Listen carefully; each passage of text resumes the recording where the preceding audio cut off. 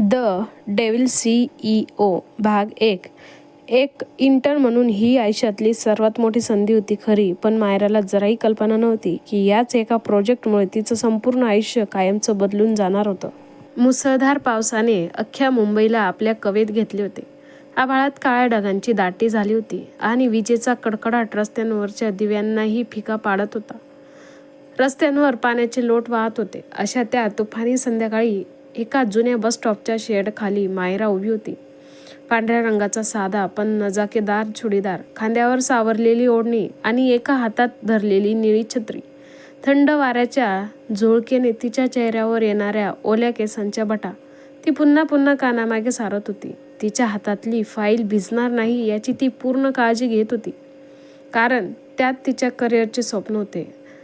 आर्किटेक्चरची नवी डिझाईन्स. अचानक पाण्याचा एक मोठा आवाज करत एका काळ्या रंगाच्या मर्सिडीज मॅकबकने रस्त्यावरून प्रचंड वेगाने प्रवेश केला. ड्रायव्हरने ब्रेक दाबण्याऐवजी गाडीचा वेग वाढवला आणि बसस्टॉपजवळ साचलेल्या चिखलाचे घाण पाणी थेट उडून मायराच्या अंगावर पडले.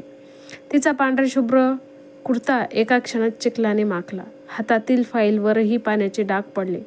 मायराचा संयम तुटला. तिचा श्वास रागाने भरून आला. गाडी काही अंतरावर सिग्नलच्या लाल दिव्यामुळे थांबली होती. मायराने कसलाही विचार न करता छत्री घट्ट पकडली आणि रागाच्या भरात पावले टाकत ती थेट त्या गाडीजवळ पोहोचली.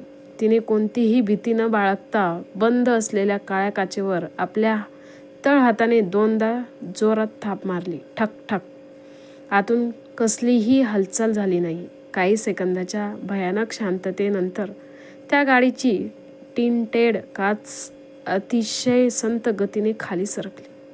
गाडीच्या आतून महागड्या परफ्यूमचा एक मंद तीव्र सुगंध बाहेर आला. आत एक पुरुष बसला होता. काळ्या रंगाचा 3-पीस सूट, आखीव रेखीव दाढी, तीक्ष्ण जॉ लाईन आणि डोळ्यांवर गडद काळा गॉगल. त्याच्या चेहऱ्यावर कसलीही दयामाया नव्हती. ती फक्त एक अथांग थंड शांतता. तो होता सूर्यवर्धन सूर्यवंशी, ज्याच्या एका इशाऱ्यावर अख्ख्या शहराची मार्केट हलत असे. अक्कल गहाण ठेवली का? डोळे आहेत की बटन? गाडी चालवता येत नाही तर घरात बसा ना. मायराचा आवाज पावसाच्या आवाजालाही मागे टाकत होता. तिचे डोळे रागाने लाल झाले होते. रुद्रने अत्यंत सावकाशपणे आपला हात वर केला आणि डोळ्यांवरचा गॉगल काढला. त्याच्या त्या गडद भेदक डोळ्यांनी मायराकडे पाहिले. त्या नजरेत इतका थंडपणा आणि माज होता की सामान्य माणूस थरथरत कापला असता.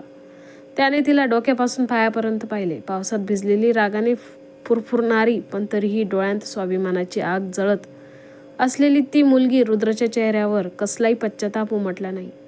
त्याने काहीही न बोलता कोटाच्या आतून लेदरचे पाकिट काढले. त्यातून 500 आणि 2000च्या नव्या करकरीत नोटांचे एक बंडल काढले. साधारण 5 ते 10 हजार रुपये. आणि कसलाही संकोच न बाळगता ते पैसे खिडकीतून मायराच्या तोंडावर भिरकावले. कपडे धुवून घे किंवा नवीन विकत घे. इथे रस्त्यावर उभी राहून जास्त नाटक नको करूस. रुद्रचा आवाज अतिशय थंड, भारदस्त आणि अहंकारात बोललेला होता. मायराच्या अंगात संतापाची एक वीज चमकून गेली. तिच्यासाठी हा फक्त पैशांचा मामला नव्हता, तर तिच्या आत्मसन्मानाचा अपमान होता. तिने खाली पडलेल्या त्या ओल्या नोटा चिखलातून उचललेल्या. रुद्राला वाटले की ती पैसे घेऊन निघून जाईल, पण पुढच्या क्षणी मायराने त्या नोटांचा बोळा केला आणि त्या थेट रुद्रच्या त्या शांत देखण्या चेहऱ्यावर फेकून मारल्या.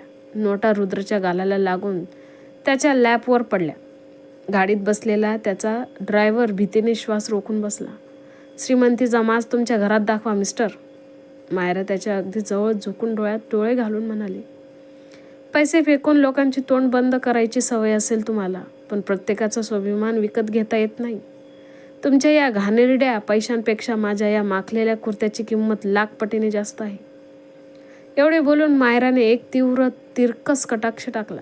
मागे वळली आणि पावसात पावले टाकत टाकत निघून गेली. गाडीत एक भयानक शांतता पसरली होती. रुद्रचे बोट अजूनही त्या नोटांवर होते. त्याच्या चेहऱ्यावर आजवर कोणीही हात उचलला नव्हता. कोणी अशा नजरेने पाहिले नव्हते. त्याच्या हनवटीचे स्नायू ताणले गेले. त्याने गाडीच्या साईड मिररमधून पावसात चालत जाणाऱ्या त्या मुलीकडे पाहिले. त्याच्या थंड कठोर ओठांच्या कोपऱ्यात एक विचित्र गूढ हास्य उमटले. मायरा. त्याने तिच्या गळ्यात अडकलेल्या ID कार्डवर नाव आधीच वाचले होते. त्याने गॉगल परत डोळ्यांवर लावला आणि शांत आवाजात ड्रायव्हरला म्हणाला, गाडी काढ. आणि या मुलीची पूर्ण कुंडली उद्या सकाळी माझ्या टेबलवर हवी आहे. दुसऱ्या दिवशी सकाळी सूर्यकिरणांनी नुकतीच मुंबईची क्षितिजे उजळवलेली होती. सूर्यवंशी एम्पायरच्या 60व्या मजल्यावरील अलिशान केबिनमध्ये रुद्रवर्धन सूर्यवंशी उभा होता. हातात ब्लॅक कॉफीचा मग आणि नजर काचेपलीकडे पसरलेल्या अथांग समुद्रावर. त्याच्या मागे दरवाजावर हलकी थाप पडली. त्याचा खास पीए विक्रम आत आला. सर, तुम्ही मागितलेली सगळी माहिती. विक्रमने एका निळ्या रंगाच्या फाईल टेबलावर ठेवली. रुद्रने मागे वळून ती फाईल हातात घेतली. पहिल्याच पानावर तिचा फोटो होता. तिचे तेच मोठे पाणीदार डोळे आणि चेहऱ्यावरचा तोच बेधडक भाव. मायरा जोशी, वय 24 वर्ष, DK आर्किटेक्ट्समध्ये ज्युनियर डिझायनर म्हणून इंटर्नशिप करते. वडील मनोहर जोशी एका जुन्या ट्रान्सपोर्ट कंपनीत अकाउंटंट होते. आता तब्येतीमुळे घरीच असतात. मध्यमवर्गीय कुटुंब, पण मुलीला आपल्या कामाचा आणि स्वाभिमानाचा प्रचंड अभिमान आहे.